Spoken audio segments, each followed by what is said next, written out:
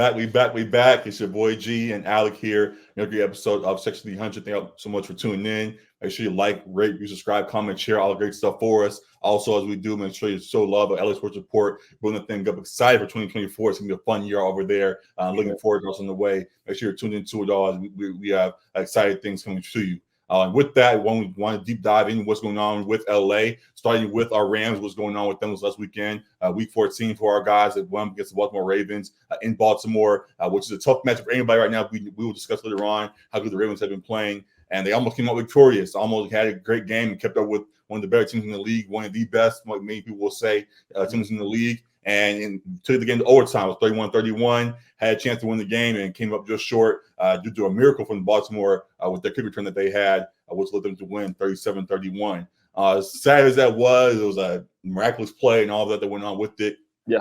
So Rams fans actually look at this like a good loss, like seeing that they were able to compete with a top-tier team of the Ravens, seeing how they're able to hang with them. And we talked about they're still being in the playoff race. The last couple of weeks, we looked at how things could play out. Also seeing how the Seahawks lost to the Niners. The Rams now are above the Seahawks technically in the race for that last playoff spot, with the Packers are above them as well as the Vikings. So though they lost this week, a lot of good signs to look at. And yeah, should be a positive even in defeat versus the Ravens.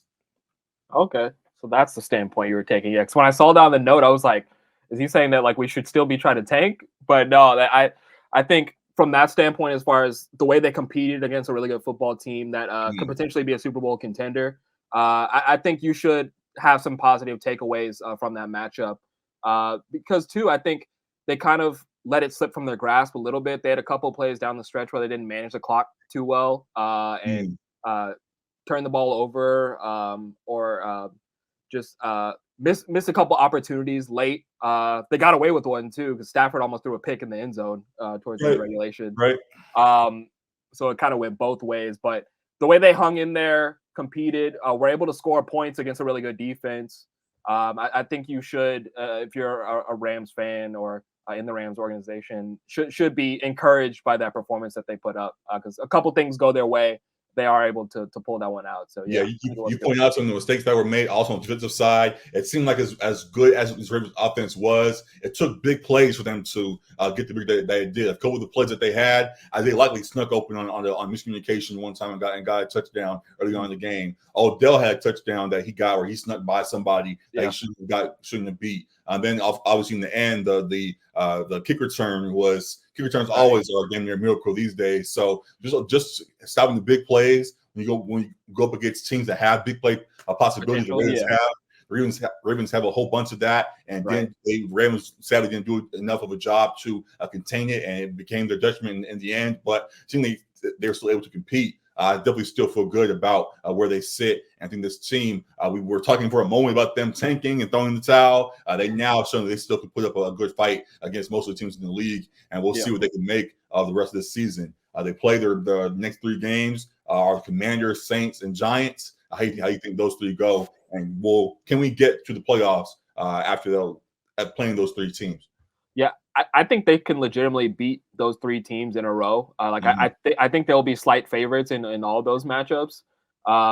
It's hard to win in the National Football League, so I can definitely see the potential of dropping one of them. Like it'll be hard to run off three straight, but I think they are capable. Hey, be careful.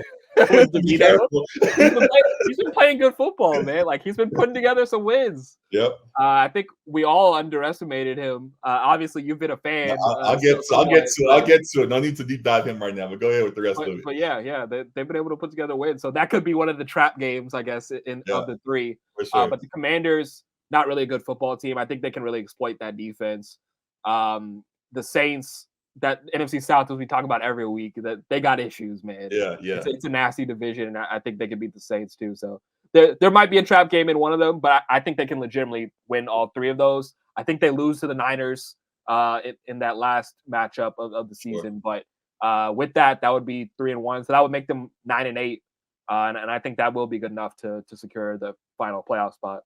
Much higher than we had said. We had said successful season would have been over 8 wins, or getting to that 9-win number around, and they would hit just that. I'm getting to the playoffs in this NFC. I wouldn't say it's wide open, But there are some beatable teams that are in this race. Going up against the Bucks, the Lions we'll get to, who have fallen in recent weeks. The Eagles have shown some deficiencies. You maybe even say the Cowboys, you can catch them because we've seen them play in playoff games and all of that. They have a couple tough matchups coming up. Yeah, sure. Potentially that they could sneak somebody, end up making a run that we didn't fully see coming. So we'll take whatever steps they continue to show with that. And yeah, happy that we're in this position and continuing to fight this year, which we didn't fully see coming, but has come to fruition in a grand way. So salute to them. I also know we did a review last week and folks were talking about, you guys said that Cook was the number one guy and that he was going to Cook versus the Ravens.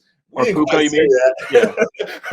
For one, y'all jumping out and not hearing things correctly. But also, we also point out in that same video that we can have two guys coexist, and that the tandem of Cup and Nakua can coexist for as long as it can. We talked about the potential of moving past it and seeing where the options could be out there with Nakua being the number one. But we also said that if we can keep Cup and allow him to rock alongside Stafford for as long as they can, that we're totally fine with that too. So we're not anti-Cup at all. We're not anti-Stafford at all.